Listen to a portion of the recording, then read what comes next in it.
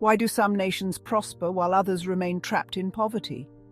What are the forces that determine the success or failure of countries around the world? Why is the US more successful than its neighbor Mexico? In this episode of Essentials, we explore these questions through the lens of Why Nations Fail: The Origins of Power, Prosperity, and Poverty, a groundbreaking book by Daron Acemoglu and James A. Robinson.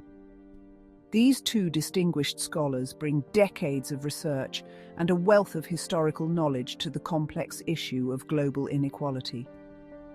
Daron Acemoglu is an economist at the Massachusetts Institute of Technology, renowned for his work on the role of institutions in economic development. James A. Robinson is a political scientist and economist, now at the University of Chicago, known for his expertise in the political foundations of economic performance. Together, they offer a compelling explanation of why nations succeed or fail. This is interesting stuff because we want to know how these dynamics are playing out today with the rise of populism across the globe. Is the rise of populism and its consequences a threat to success factors of a country? Let's have a look. The central thesis of Why Nations Fail is both profound and straightforward. The economic success or failure of nations is determined by the nature of their institutions. Acemoglu and Robinson argue that inclusive institutions, those that allow and encourage participation from a broad section of society, are the engine of prosperity. In contrast, extractive institutions, those that concentrate power and wealth in the hands of a few, are the root cause of poverty and stagnation. To illustrate, let's take a look at one of the most striking examples in the book: the Korean Peninsula. North and South Korea share the same culture, history, and geography. Yet today they are worlds apart in terms of economic development.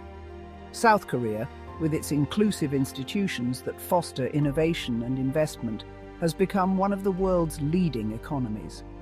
Meanwhile, North Korea, ruled by extractive institutions that concentrate power in the hands of a single dictator, remains one of the poorest and most isolated countries on Earth.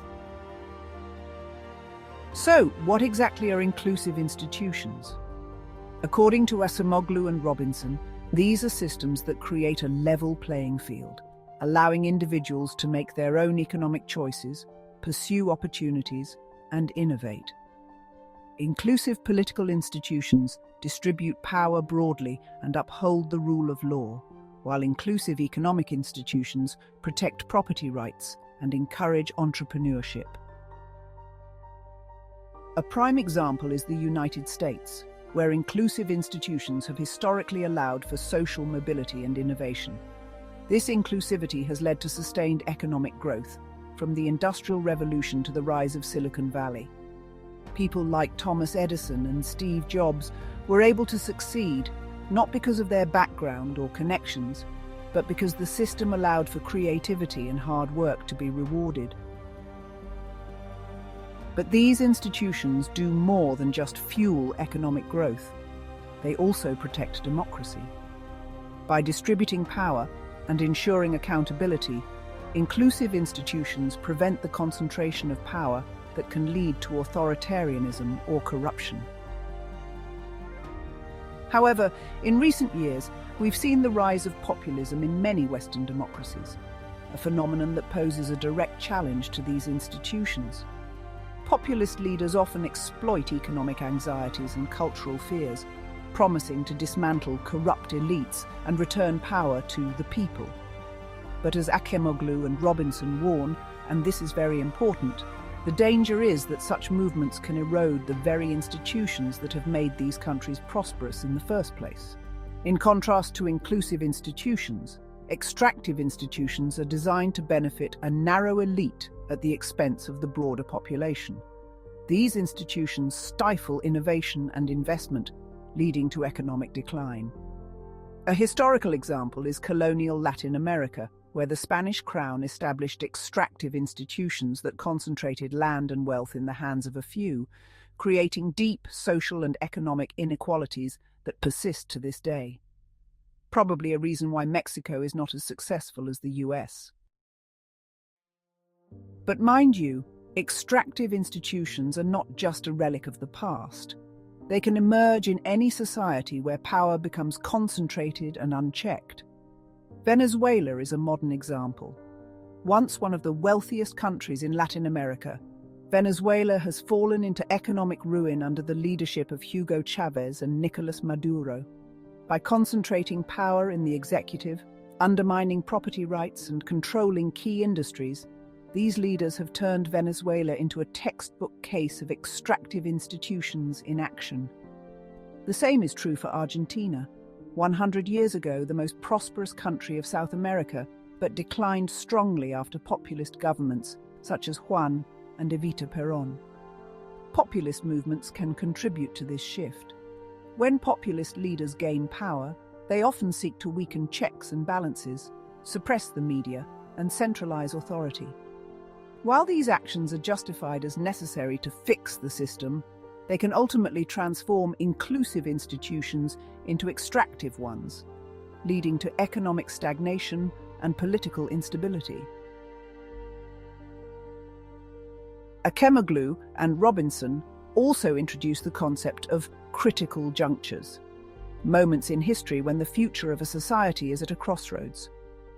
During these times, decisions made by leaders or even the broader society can set a nation on a path toward either inclusive or extractive institutions. One of the most famous critical junctures is the Glorious Revolution of 1688 in England. This event shifted power from the monarchy to Parliament, laying the groundwork for the development of inclusive institutions. These changes were crucial in paving the way for the Industrial Revolution, as secure property rights and political stability encouraged investment and innovation. However, not all societies capitalize on such moments. In many cases, elites have resisted changes that would distribute power more broadly, leading to missed opportunities for reform. This resistance often leads to the entrenchment of extractive institutions and ultimately the decline of nations. In today's context, the rise of populism can be seen as a critical juncture for many democracies. Will these societies strengthen their inclusive institutions and address the root causes of discontent, or will they succumb to the temptations of authoritarianism and extractive practices? The choices made in these moments will determine the future trajectory of these nations.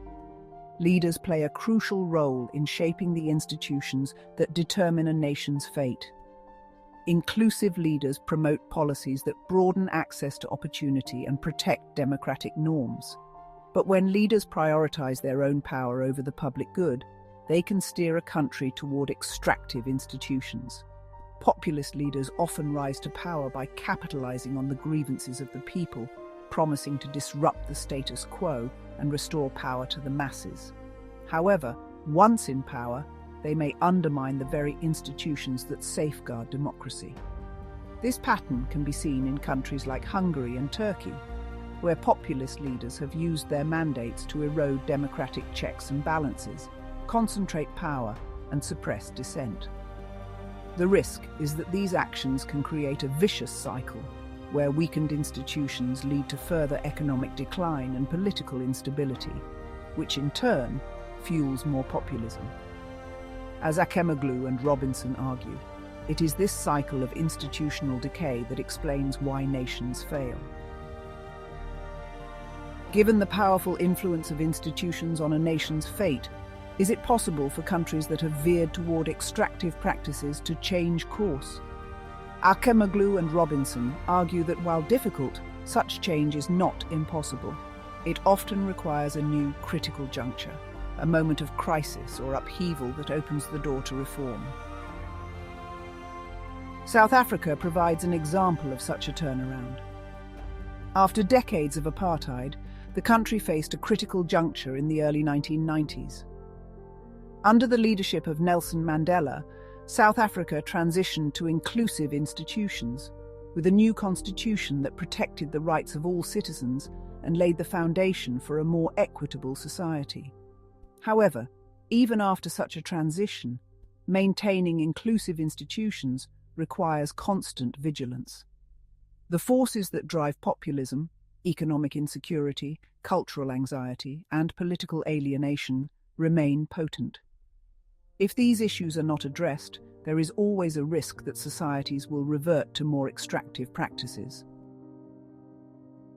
In the face of rising populism, the challenge for democracies is to strengthen their institutions, ensuring that they remain inclusive and resilient. This means not only protecting the rule of law and democratic norms, but also addressing the underlying economic and social issues that populists exploit. In Why Nations Fail, Daron Acemoglu and James A. Robinson offer a powerful framework for understanding the success or failure of nations. By focusing on the role of institutions, they show that the future of a country is not determined by its geography, culture, or natural resources, but by the choices it makes about how power is distributed and exercised. As we navigate the challenges of the 21st century, including the rise of populism, the lessons of Why Nations Fail are more relevant than ever. The fate of nations depends on the strength and inclusivity of their institutions. By understanding the dynamics that drive success and failure, we can work to create a more prosperous and democratic world. The fate of nations depends on the strength and inclusiveness of their institutions.